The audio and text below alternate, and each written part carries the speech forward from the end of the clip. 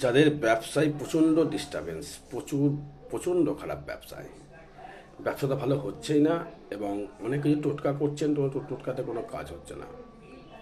কি করণীয় আছে, কি করবেন? এখনও গিয়ে নিয়ে আসুন আপনি দোকান থেকে গিয়ে একটা চেলি কাপড়, এবং চেলি কাপড়ের মধ্যে আপনি রাখুন 5টি লবঙ্গ, 5টি গাঁটাই হলুদ, এবং 5টি সুপারি, এবং জটা মাংসি। এগুলো আপনি 10 টাকা দোকানে পেয়ে যাবেন। ওখান থেকে নিয়ে এসে আপনি আপনার ঠাকুরের আসনের সামনে রেখে দিন। আসনের সামনে রেখে দেওয়ার পর সেটাকে পুজো অর্চনা করার পর লক্ষ্মী গায়ত্রী যদি জপ জানেন জপ করুন, বা লক্ষ্মী দেবীর পুজো করুন। করে নেওয়ার পর সেটিকে আপনার ক্যাশ বাক্সে রেখে দিন। আপনার কিন্তু দেখবেন অর্থের আশা করি অভাব হবে না।